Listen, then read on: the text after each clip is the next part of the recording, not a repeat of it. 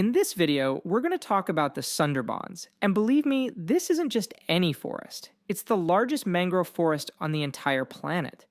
We're about to take a little virtual trip into this mysterious, waterlogged world where, honestly, the rules of nature feel like they've been totally rewritten. So let's dive right in and find out what makes this place so incredibly special. So let's just start with this idea. Can you picture a forest? A real living forest, where the trees actually drink salt water, and where the whole place seems to have a heartbeat that's timed to the ocean's tides? It's pretty wild, right? We're talking about a living, breathing ecosystem where the land and the sea are caught in this constant, really beautiful dance. Okay, so you might be thinking, what exactly is a mangrove forest anyway? Well, a great way to think about it is like it's the ultimate survivor. It's a whole ecosystem built by these incredibly tough trees that have figured out how to live in that super challenging zone, right between the land and the sea. They thrive in salty, low oxygen soil, conditions that would kill most other plants, and they create a habitat that's really unlike anywhere else on Earth. So where in the world is this place? The Sundarbans is absolutely massive. It's so big, it actually stretches across two different countries, India and Bangladesh, right in Asia. It's located right where three legendary rivers, the Ganges, the Brahmaputra, and the Meghna, all meet the Bay of Bengal. And get this whole forest sits on the world's largest river delta.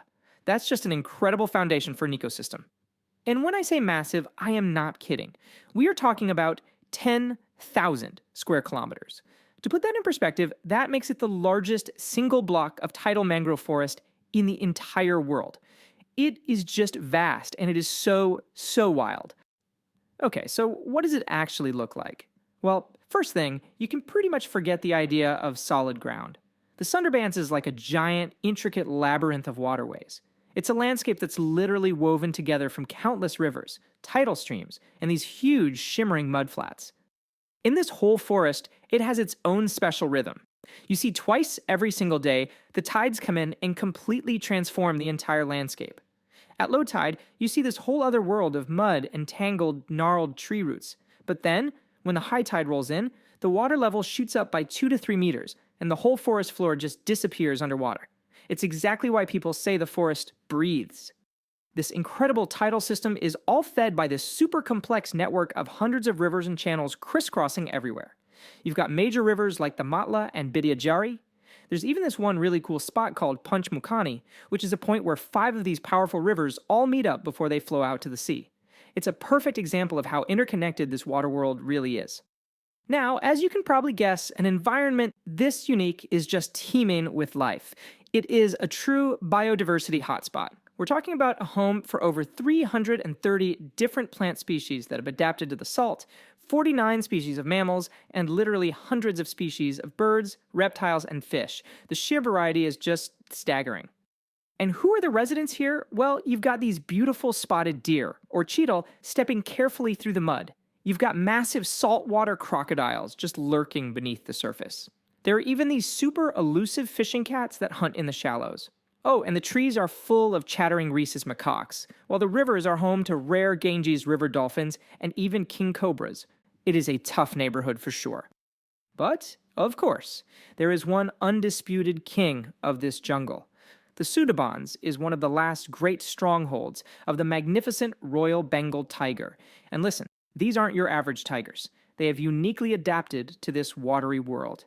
They're famous for swimming from one island to another just to hunt. Can you even imagine that? A swimming tiger?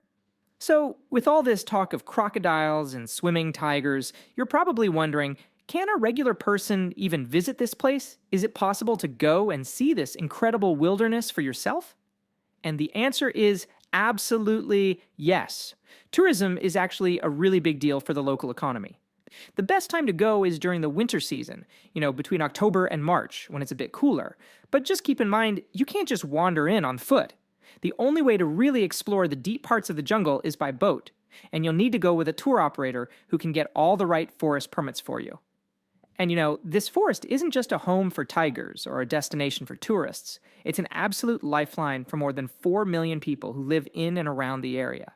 They really depend on it for so many valuable resources.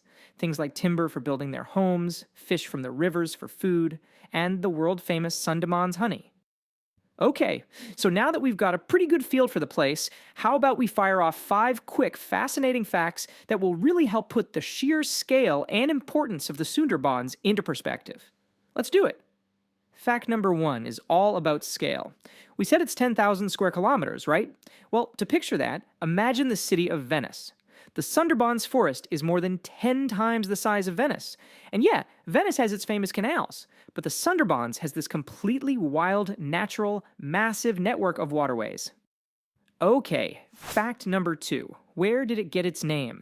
Well, Sundarban is a Bengali word, and it literally translates to beautiful forest. How perfect is that?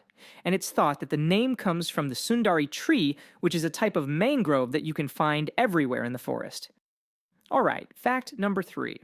So, we know the forest is wild, but it's not totally empty of people. Just in the Indian part of the Sundarbans, there are 102 islands. And get this, 54 of those islands are actually inhabited. They're home to villages where people live and work, really closely connected to the rhythm of the forest. Fact number 4 is all about its cultural impact. This mysterious, amazing landscape has captured the human imagination for generations. It's been the setting for some incredible, world-famous books, like Salman Rushdie's Booker Prize-winning novel Midnight's Children, and Amitav Ghosh's fantastic book, The Hungry Tide. And finally, our 5th fact. Its importance isn't just local, it's global. The Sundarbans is officially a UNESCO World Heritage Site. That means it's recognized as a protected area in both India and Bangladesh, which is so crucial for preserving this one-of-a-kind ecosystem for all of us, for the future. So after all that, what's the big picture? The Sundarbans isn't just some beautiful wild place. It's a vital natural shield. It literally stands in the way of devastating cyclones, protecting millions of people. But here's the thing, while it's protecting them, it's facing its own massive threat from rising sea levels. So that leaves us with a really important question to think about. How do we protect the very thing that protects us? Alright, that is it for this video, everyone. Thank you for watching. Please make sure you're subscribed to our YouTube channel, and I'll see you in the next video.